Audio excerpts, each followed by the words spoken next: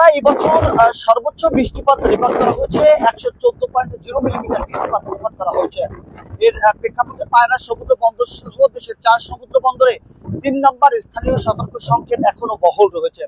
আমি বর্তমানে অবস্থান করছি কুয়াকাটা সমুদ্র সৈকতে। আপনাদেরকে দেখানোর চেষ্টা করছি যে কুয়াকাটা সমুদ্র সৈকতে বর্তমান অবস্থা এবং ভাটা চলমান থাকলেও তবে কিন্তু এখনো গম্ভীর অবস্থা বিরাজ করছে এবং ঢেউগুলো কিন্তু আশ্রে পড়ছে কিনারায়। এবং কুয়াকাটা সমুদ্র সৈকতের আর গতকাল রাতে যে ভয়ঙ্কর যে কালবৈশাখী ঝড় চলছিল তার প্রভাবে নীলগঞ্জ ইউনিয়ন থেকে শুরু করে বিভিন্ন অঞ্চলে কিন্তু ঘর বাড়ি ভেঙেছে। অর্থাৎ নীলগঞ্জ ইউনিয়নে একেবারে 5টি ঘর ভেঙে চুরমার হয়েছে এবং লতাচাপড়ি ইউনিয়ন এবং দুলাশার ইউনিয়নে প্রায় শতাধিক ঘর বাড়ি আংশিক ক্ষয়ক্ষতি হয়েছে এবং শত শত গাছপালা উপড়ে পড়েছে। আমি এ বিষয়ে আবহাওয়া অধিদপ্তরের সাথে কথা বলেছি কলাপাড়ার, এবং তাদের সাথে আমি কথা বলার যেটা জানতে পেরেছি তারা বলেছেন যে গত বছরে এই দিনেও কিন্তু কালবৈশাখী ঝড়ের তাণ্ডব চলেছিল, তবে এবারের দৃশ্যটা কিন্তু আগে বাগিয়ে দেখা দিয়েছে এবং তার প্রভাব কিন্তু এবার আগেই পড়তে শুরু করেছে।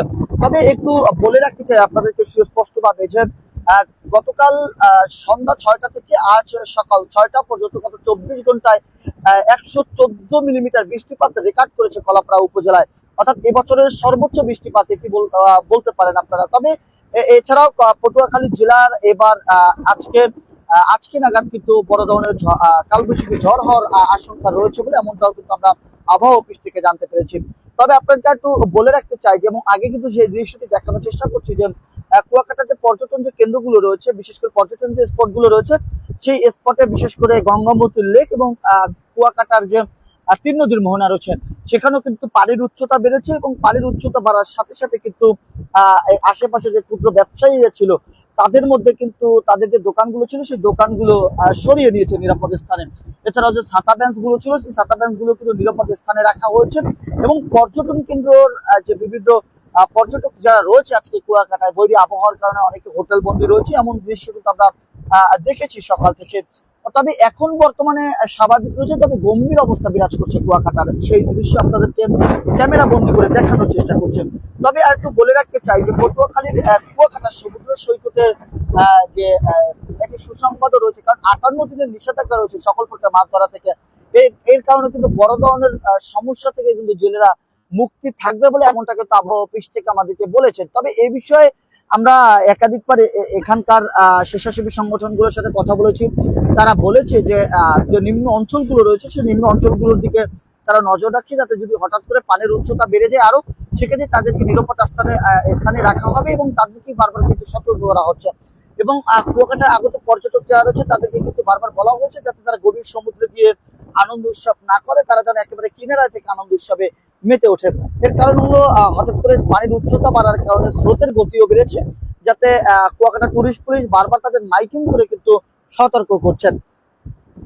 তবে একটু বলে রাখতে চাই যে আজকে রাতে যে বজ্রপাত হয়েছে সেখানে যারা খবর কুয়াকাটার সাথে সংযুক্ত ছিলেন তারা দেখেছেন যে কালবৈশাখী ঝড়ের পর হঠাৎ সন্ধ্যা 6টা থেকে কালবৈশাখী ঝড়ের তাণ্ডব শুরু হয় টানা রাত 9টা পর্যন্ত। অর্থাৎ টানা এই কালবৈশাখী ঝড়ের প্রভাবে কলাপাড়া উপজেলার যে বিভিন্ন ইউনিয়ন গুলো রয়েছে সেখানে সেই বিভিন্ন ইউনিয়ন গুলোতে কিন্তু বড় ধরনের ক্ষয়ক্ষতি হয়েছে।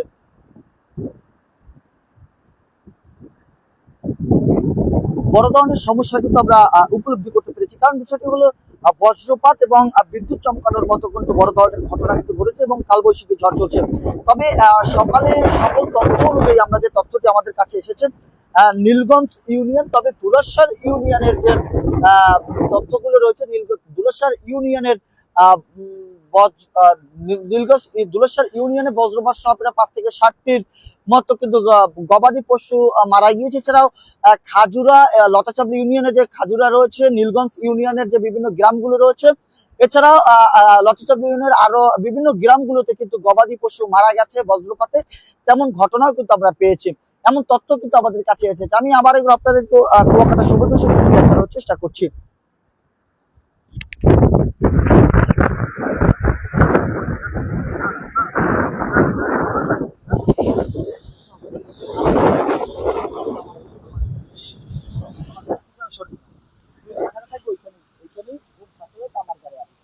আবার যখন আমি শুরু আবার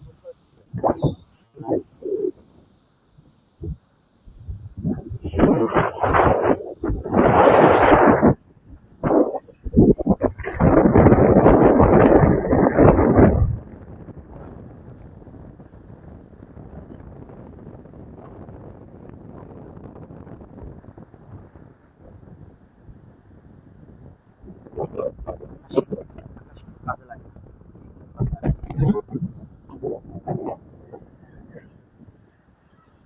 প্রিয় দর্শক, যেমনটা দেখেছেন, অর্থাৎ আপনাদেরকে একটু বলে রাখতে চাই যে কলাপাড়া উপজেলা, অর্থাৎ কলাপাড়া উপজেলা থেকে শুরু করে যে পটুয়াখালী চারের যে উপজেলাগুলো রয়েছে, রাঙ্গামালী উপজেলায় কিন্তু কালবৈশাখী ঝড়ের প্রভাব পড়েছে, সেই তথ্য কিন্তু আমাদের কাছে এসেছে।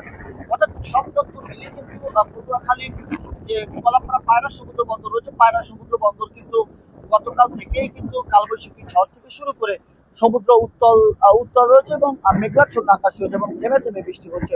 তো আপনাদেরকে সর্বশেষ জানিয়ে রাখতে চাই যে পায়রা সমুদ্র বন্দর সহ দেশের 4 সমুদ্র বন্দরে যে সতর্ক সংকেত জারি করা হয়েছে সেটি এখনো বহাল রয়েছে।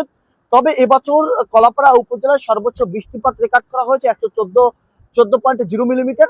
অর্থাৎ এর প্রভাবে এখন পর্যন্ত কুয়াকাটা সমুদ্র সৈকত অনেকটা উত্তাল রয়েছে এবং গম্ভীর অবস্থা বিরাজ করছে এবং পায়রা সমুদ্র বন্দরে 3 নম্বর স্থানীয় সতর্ক সংকেত এখনো বহাল রয়েছে। এছাড়া কুয়াকাটা আগত যে পর্যটক যারা রয়েছে তারা তাদের নিরাপদ স্থানে বলতে পারেন যে হোটেল বন্দী রয়েছে এবং সমুদ্রে গোসল করতে নামলেও কিন্তু টুরিস্ট পুলিশের বারবার মাইকিংয়ের মাধ্যমে তাদেরকে সতর্ক করছে তারা গভীর সমুদ্রে গোসল করতে না নামে। এছাড়াও যে বিভিন্ন নিম্ন অঞ্চলগুলো রয়েছে সেখানে পানির উচ্চতা বাড়তে পারে, এই জন্য কিন্তু তারা বারবার সতর্ক করছেন স্থানীয় স্বেচ্ছাসেবী সংগঠনগুলো। তো এই ছিল আমার কাছে পায়রা সমুদ্র বন্দরের অর্থাৎ গতকাল থেকে এইবার আজকের সর্বশেষ আবহাওয়া, সর্বশেষ আপডেট। জাহিদুল ইসলাম জাহিদ, খবর কুয়াকাটা।